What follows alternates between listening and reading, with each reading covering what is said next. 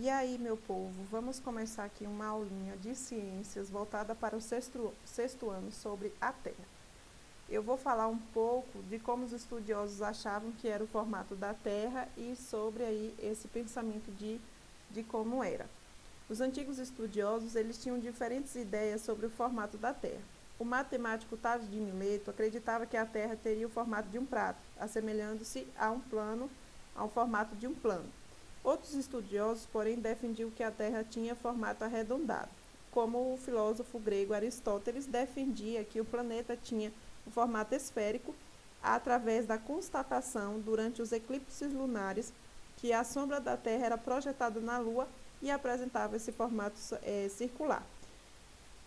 Após essas observações, muitos estudiosos tentaram estimar o tamanho da Terra. O matemático e físico grego Arquimedes, por exemplo, concluiu que a Terra seria menor do que o Sol e maior do que a Lua. O filósofo matemático Erastótenes, que trabalhava na biblioteca de Alexandria, encontrou informações que levaram a estimar a circunferência da Terra. Ele percebeu que se fixasse uma vareta verticalmente no solo de Cirene, uma cidade a cerca de 800 quilômetros de distância de Alexandria, ao meio-dia do dia 21 de junho, não haveria sombra projetada no solo. Mas, se fixasse essa outra vareta igual no mesmo dia e horário em Alexandria, obteria resultado diferente. Aí, no caso, ele fez uma experiência como se fosse um relógio solar, né? Um relógio solar. E aí nós vimos, então, que de acordo com a evolução dos pensamentos dos matemáticos, dos gregos, dos filósofos, foi se constatado que a Terra ela tem um formato aproximadamente esférico. O nome realmente do formato da Terra é um geóide. Por que é um geóide?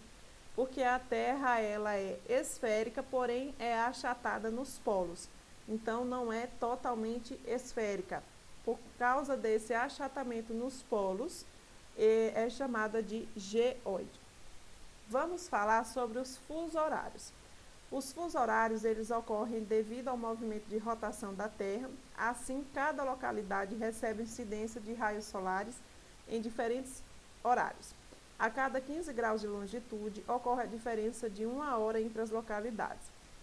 Como o movimento de rotação ocorre de leste para oeste, sempre as horas aumentam a leste e diminuem a oeste.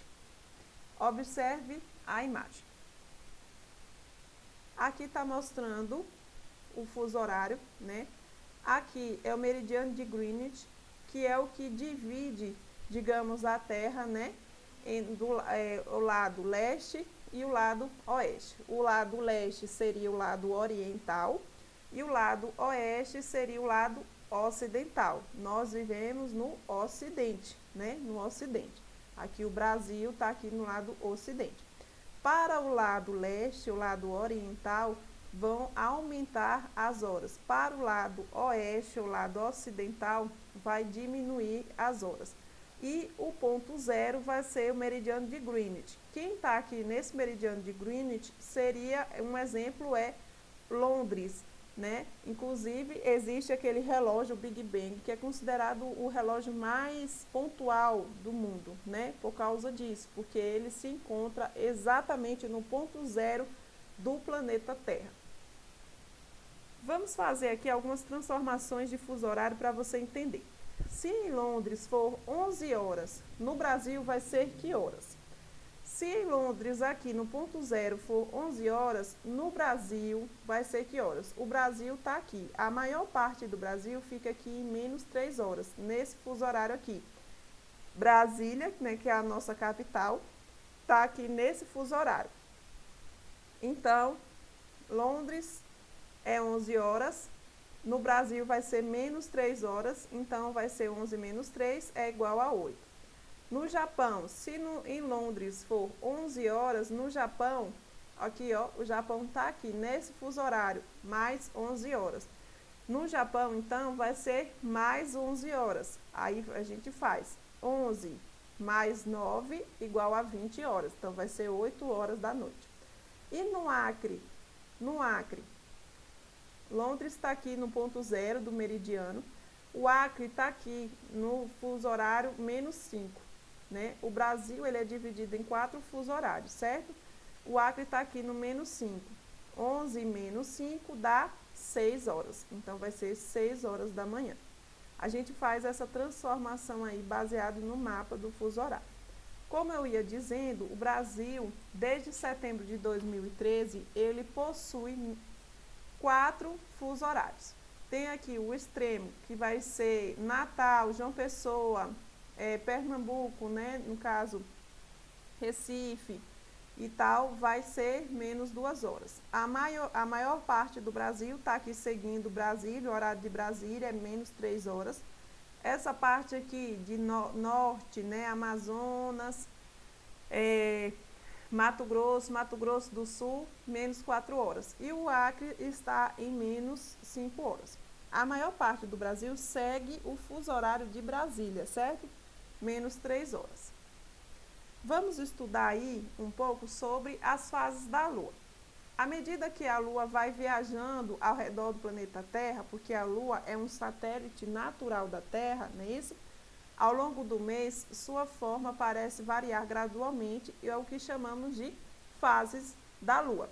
A Lua ela é iluminada pelo Sol. A Lua não tem, né, uma luz própria. Ela é iluminada pelo Sol. Então, de acordo com que ela vai girando ao redor da Terra, o Sol ele vai iluminando essa Lua de diferentes formas. Por isso que ela tem alguns formatos diferentes, que a gente chama de fases da Lua.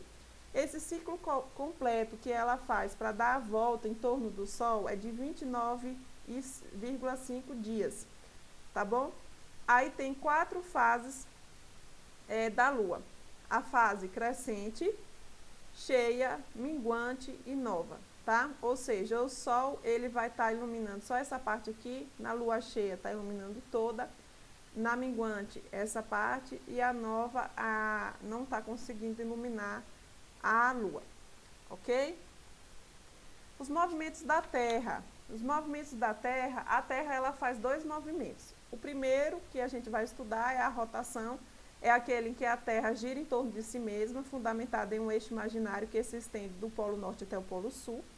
O tempo que a Terra usa para dar a volta em torno de si mesma equivale à duração de um dia ou de 24 horas. Exatamente, são 23 horas e 56 minutos que a Terra demora para dar a volta em torno de si mesma.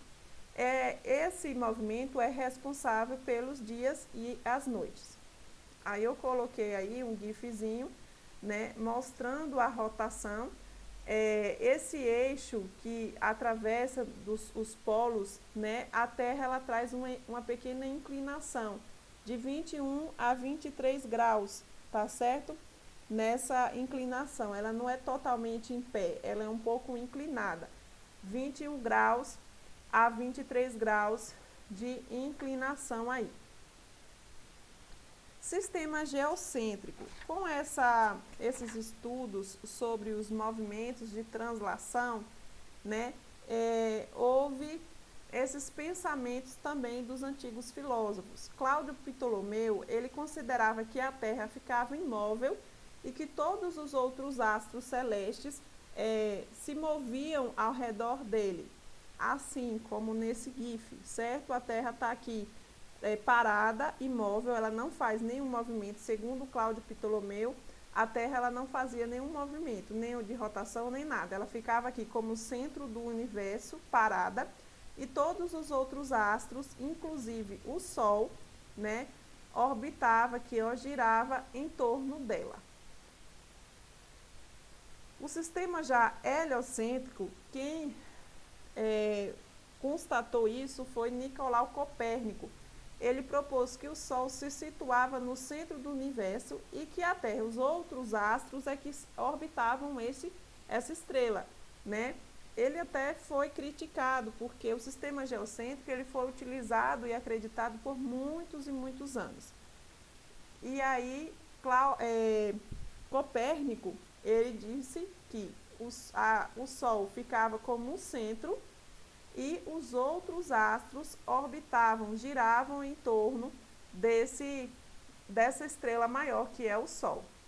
Aqui também está demonstrando que a Terra, ela gira em torno de si mesma, e aqui esse pontinho rapidinho aqui, que está girando em torno do Sol, do planeta Terra, no caso, é a Lua, né, o satélite natural. Aí, o outro movimento que a Terra faz é o movimento de translação, né? Esse movimento giratório que a Terra faz em torno do Sol, no sentido contrário aos ponteiros do relógio. A Terra leva 365 dias e 6 horas para completar uma volta em torno do Sol. Essas 6 horas somadas durante 4 anos vai gerar um dia, resultando no ano bissexto, 366 dias, acrescentado no mês de fevereiro. Esse movimento dá origem às estações do ano. Então, vamos entender. A Terra, ela gira em torno do Sol. O tempo que ela demora, né, nesse movimento de translação, que é girar em torno do Sol, são 365 dias e 6 horas. Essas 6 horas que sobram vão somando durante os 4 anos, né? 6 vezes 4 dá 24, e aí acrescenta mais um dia no ano bissexto, que é em fevereiro. Acrescenta mais um dia e fica 29 dias no mês de fevereiro. O ano passado, eu estou gravando essa aula em 2021, em 2020, fevereiro, teve 29 dias. Então, em 2020 foi um ano bissexto, certo? Um ano bissexto.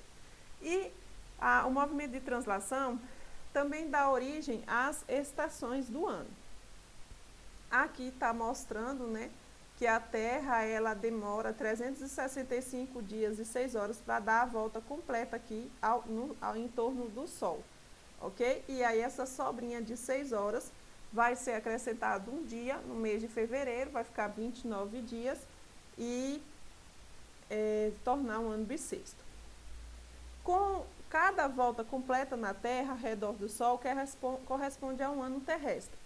A contagem do tempo, com o passar dos anos, pode ser feita de diferentes maneiras. Aí, a observação dos astros permitiu o ser humano realizar diferentes tarefas, como a contagem do tempo. Para isso, vários calendários foram elaborados ao longo dos anos por diferentes civilizações. O primeiro calendário que tenha sido feito foi o calendário mesopotâmico. Ele foi desenvolvido por volta de 2700 a.C., de acordo com as mudanças no formato aparente da Lua, vista na superfície da Terra. Esse calendário tinha 354 dias divididos em 12 meses e que tinham 29 ou 30 dias cada mês. Aí veio o calendário egípcio. Um dos calendários dos egípcios, chamado de calendário civil, foi desenvolvido por volta de 3.000 anos antes de Cristo, então não foi um dos primeiros. O calendário mesopotâmico, né? Confundi aqui. Foi o calendário egípcio, um dos primeiros calendários a serem desenvolvidos. Ele era dividido em 360 dias, organizados em 12 meses de 30 dias cada mês. Então, era certinho. 360 dias, 12 meses, 360 dividido por 12 dá 30, então 30 dias em cada mês. Ao final de cada ano, era acrescentado 5 dias para comemorar o nascimento dos deuses deles. O calendário romano surgiu cerca de 750 anos antes de Cristo e se baseava na aparência da Lua durante o mês. Esse calendário apresentava 364 dias, dividido em 10 meses. Quando o Júlio César entrou, né, o imperador Júlio César, ele dividiu o ano em 365 dias fixos, organizados em 12 meses. E aí ficou a base da organização para o calendário gregoriano, que é o calendário que a gente usa atualmente, né? Ele foi criado pelo Papa Gregório VIII no século XVI, que fez a correção dos dias acumulados durante os anos. Esse calendário foi dividido em 12 meses, 52 semanas e 365 dias.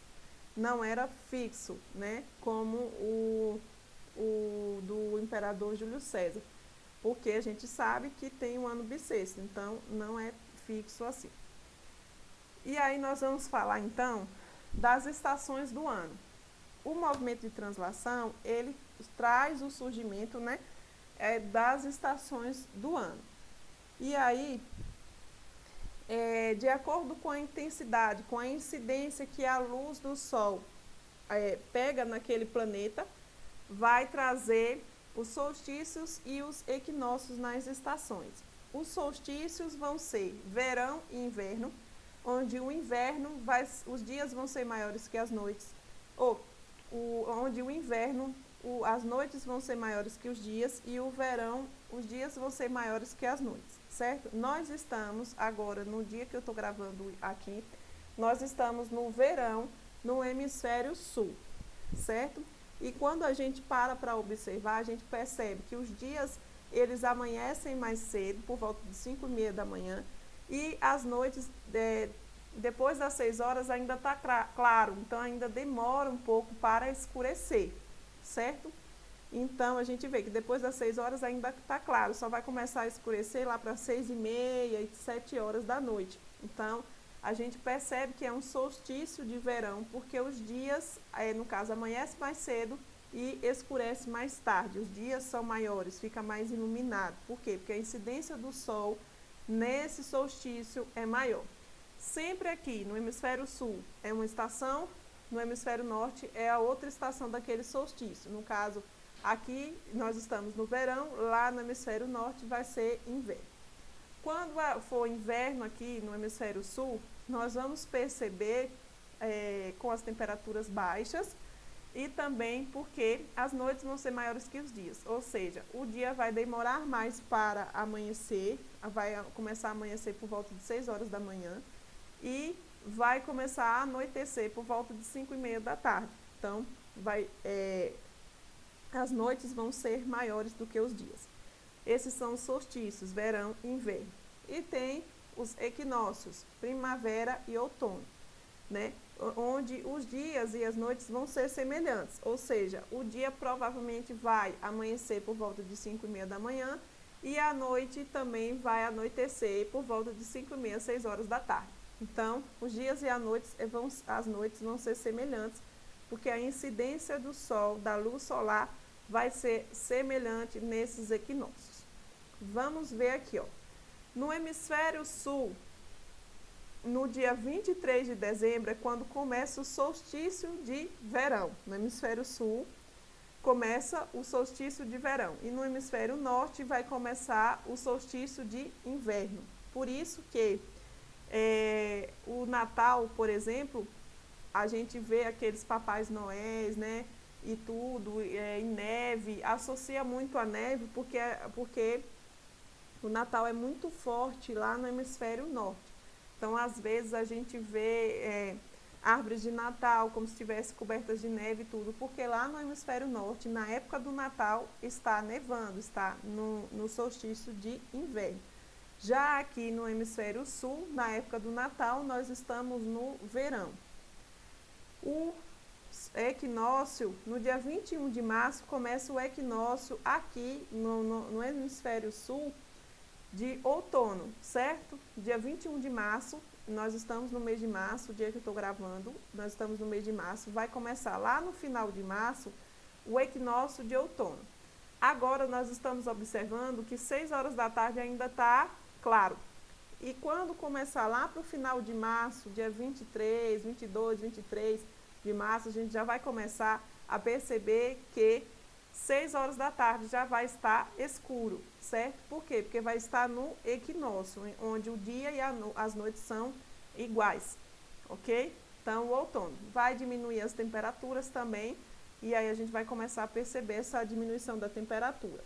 No inverno também tem diminuição de temperatura aqui no hemisfério sul, mas nem todos os lugares vai ter neve. A maioria do Brasil não tem neve, né? Só abaixa um pouco as temperaturas. 23, aqui é de verão, né? Aqui é o inverno. 23 de junho é o solstício de inverno aqui no hemisfério sul e no hemisfério norte vai ser solstício de verão, no dia 23 de junho. Então, aqui a gente vai perceber que em junho vai fazer mais frio, vai diminuir as temperaturas. Não vai invernar, assim, de nevar e tudo mais, mas porque a maioria do Brasil não tem nessa parte de inverno, só no sul mesmo, mas vai ter aí uma diminuição da temperatura e nós vamos perceber que, que o dia vai demorar mais para amanhecer e à noite vai ser mais rápido para anoitecer. Por volta de 5, 5 e meia já vai estar anoitecendo, 5 e meia, 6 horas, e também só vai amanhecer lá para 6 horas. E aqui no dia 23 de setembro vai começar o equinócio de primavera aqui no hemisfério sul, e no hemisfério norte vai começar o equinócio de outono. A primavera também a gente já percebe que começa a elevar as temperaturas, vão ficar mais altas, vai ficar mais quente, né? A gente vai perceber isso. E os dias também vai amanhecer e anoitecer praticamente nos mesmos horários, 6 horas da manhã e 6 horas da tarde. Essas são as estações do ano. Aí eu coloquei aqui, ó, um gifzinho. Dia 22 de dezembro começa o verão no hemisfério sul e 21 de março começa o outono no hemisfério sul. 22 de junho começa o inverno no hemisfério sul. E 23 de setembro começa a primavera no hemisfério sul. Eu coloquei essas imagens aqui porque geralmente as estações em alguns lugares são bem definidas, mas aqui no Brasil, no nosso país, não é tão bem definida assim. A primavera florida, o outono caindo as folhas, o verão tendo sol, muito sol, a gente tem muito sol na verdade, e o inverno nevando. A gente fica aqui mais ou menos com duas estações, estação chuvosa e estação seca. A estação chuvosa vai ser o período do verão e a estação seca no período de inverno. Aí, só que no Brasil, o Brasil é muito grande, né? Então existem lugares no Brasil, principalmente no sul, que vai ter sim a neve, a incidência da neve, né?